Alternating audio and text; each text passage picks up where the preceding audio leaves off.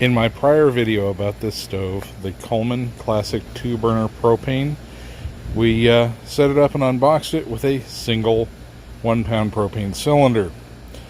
Well, considering the situation we're in, some people are wanting to look at cutting costs down and do their cooking on a less expensive means than their home stove.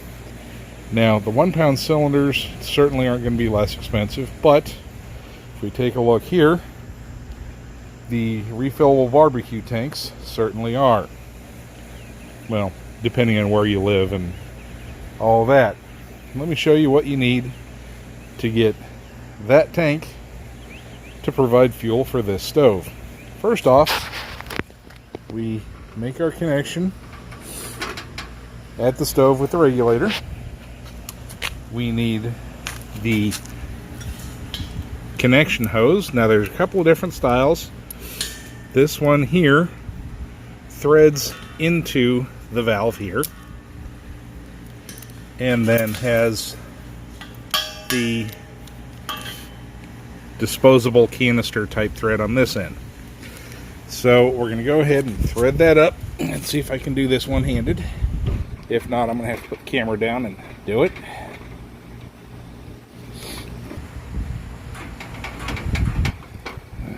Okay. We've already pre-started the hose on the tank. Now the tank, you may notice that I'm turning counterclockwise here. This has what they call a counter thread. We just snug it down. Now we have a glass of water with dish soap.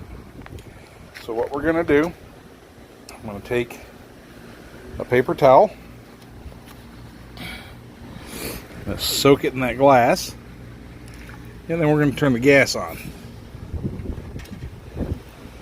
And I'm going to cover the hose and the connections, all of the connections.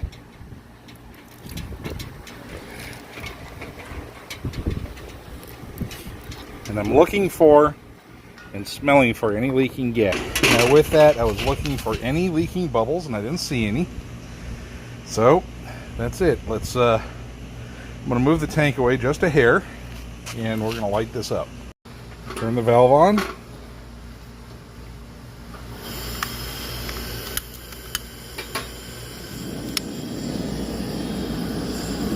don't know if you can hear that or see the ripple in the video, but that is definitely going.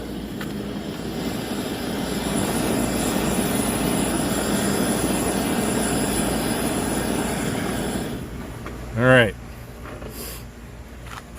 So that is how you hook up one of these things to a bulk tank. There is another method I'm not going to show you today, which is to hook this up to a distribution tree.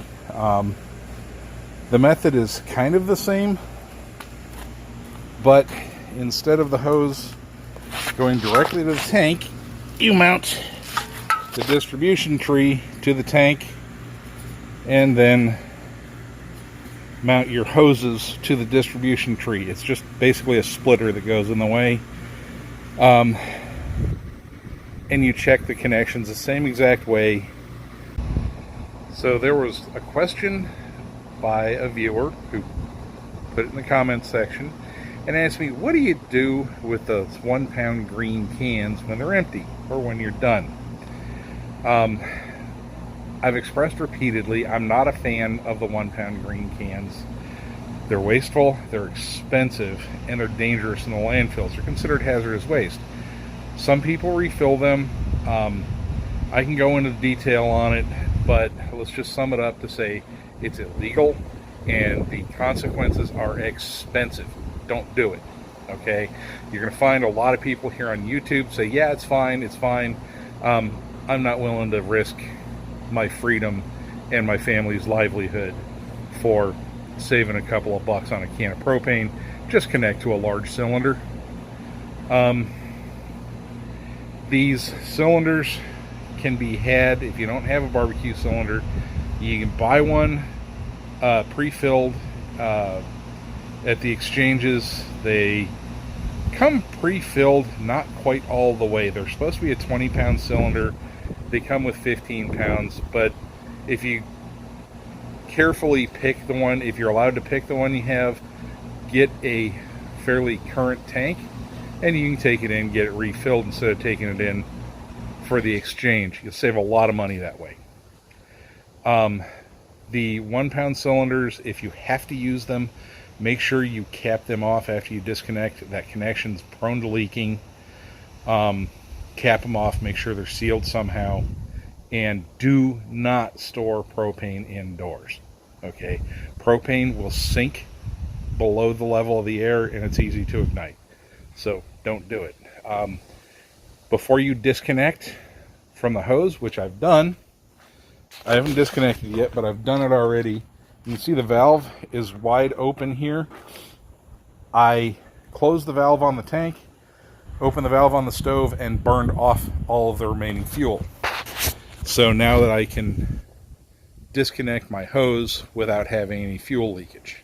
So hopefully this will teach you a little something that you may not have already known, or if you did, just refresh your memory.